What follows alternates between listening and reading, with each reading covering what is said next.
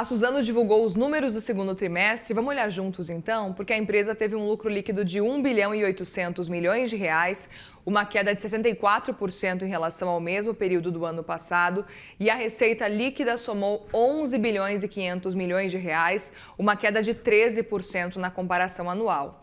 O EBITDA ajustado foi de 4 bilhões e 700 milhões de reais, você vê aí na tela, é uma queda de 23% em um ano.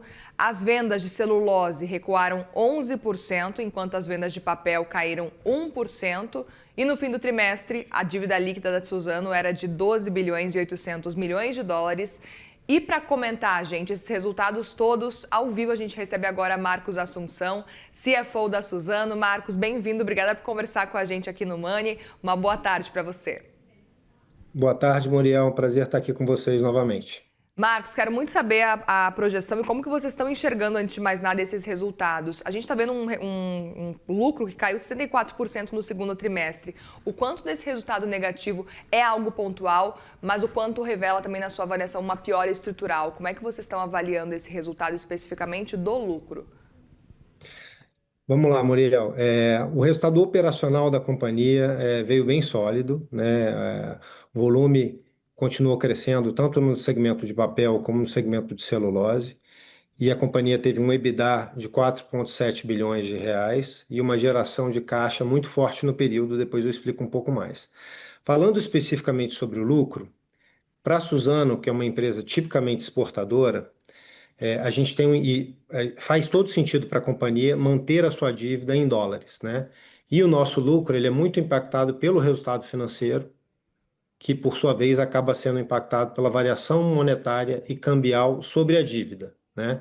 Então, quando a gente olha os resultados ano contra ano, basicamente o que aconteceu, comparando com o ano passado, no ano passado a gente teve um resultado, um lucro muito forte, mas não necessariamente isso foi um lucro que gerou caixa para a companhia, basicamente em função do câmbio. Então, a métrica que a gente gosta muito de olhar no longo prazo para a companhia é sempre estar olhando para o EBITDA, né, que é uma proxy da geração de caixa operacional, e mais importante para a geração de caixa de fato, né? E a geração de caixa no primeiro trimestre, no segundo trimestre de 2026 foi muito forte. Então, novamente, o lucro não deveria ser a melhor forma para você estar, melhor métrica para você estar avaliando o resultado da companhia. Perfeito. Agora, olhando especificamente para o cenário de venda de celulose, vocês venderam menos celulose no trimestre, mas conseguiram preços maiores em dólar, né? Como é que explica esse cenário, olhando para a diferença entre preço e volume, por exemplo? Perfeito. A gente teve neste trimestre uma concentração muito grande das paradas para manutenção nas nossas fábricas, e com isso a gente produz um pouco menos. Praticamente metade das nossas fábricas esteve paradas no segundo trimestre, reduzindo a nossa produção.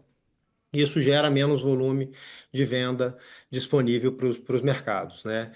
Quando a gente olha para os nossos estoques continuam muito bem balanceados, próximos aí de um nível baixo, inclusive. Então a gente conseguiu vender toda a nossa produção e, sem dúvida nenhuma, a gente se aproveitou de um mercado com preços crescentes. O preço veio melhorando ao longo dos meses de abril, maio e junho em todos os mercados, mas principalmente na Europa e nos Estados Unidos.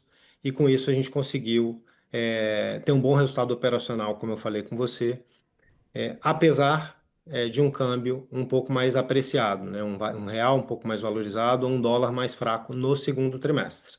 Isso, teoricamente, joga um pouquinho contra o nosso resultado operacional.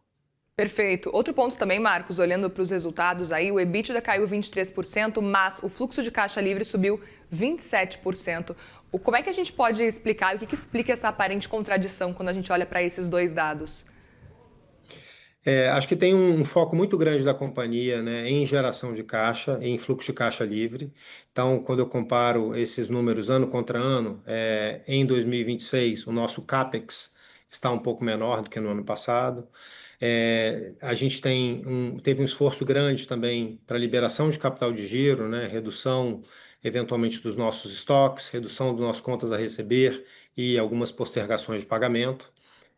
E neste trimestre, a gente também teve venda de ativos não estratégicos, a gente vendeu pequenas propriedades de terra, muito pequenas, que hoje não são representativas para a nossa produção florestal, que a gente conseguiu converter essas áreas que antes eram utilizadas para floresta para outras finalidades, com um potencial de valorização muito maior. Ou seja, eu deixei de usar terras que eu comprei no passado por hectare e passei a vender por metro quadrado para outras finalidades, seja ela para uma finalidade industrial, para galpões, para fábricas, ou perto de regiões metropolitanas, inclusive para áreas residenciais.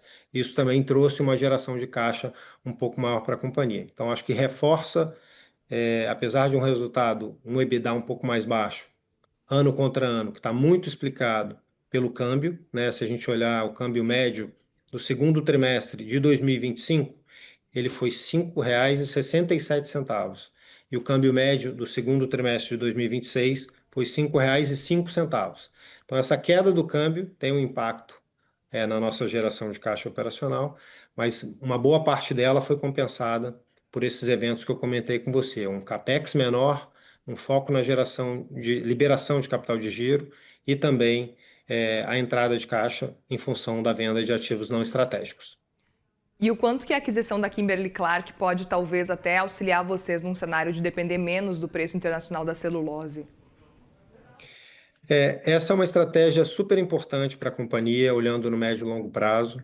A gente concluiu a transação com a Kimberly-Clark no dia 1º de julho de 2026, então ainda não impactou o nosso resultado do segundo trimestre, mas sem dúvida nenhuma ela traz uma diversificação de negócios e de geografias importante para a companhia, né? Essa joint venture, que agora tem o nome de Arbex, é uma empresa que tem uma receita estimada em 3,5 bilhões de dólares. A receita da Suzano fica aproximadamente 10 bilhões de dólares por ano.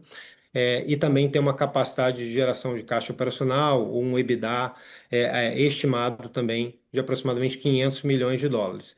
Então, sem dúvida nenhuma, traz uma contribuição de resultado importante para a empresa. A Arbex, ou a joint venture, ela tem um resultado menos volátil do que o resultado da própria celulose, então ela traz uma estabilidade importante para os resultados da empresa e ela traz uma diversificação de receita geográfica também, por ter menos exposição, por ser mais diversificada, é uma empresa que tem uma presença muito forte na Europa, mas também na América Latina, América Central e na Ásia. Hoje, quando a gente olha para as receitas da Suzano, a maior parte das vendas está concentrada na Ásia, depois Europa e Estados Unidos. Então, quando a gente passa a consolidar os resultados da Arbex, que já será a partir do terceiro trimestre, isso trará uma maior diversificação das nossas receitas por geografia. Muito bem, nós conversamos com Marcos Assunção, CFO da Suzano. Obrigada mais uma vez pela disponibilidade, pela conversa por aqui. Obrigado, Muriel. Sempre um prazer. Um abraço. Obrigada, um abraço, bom trabalho.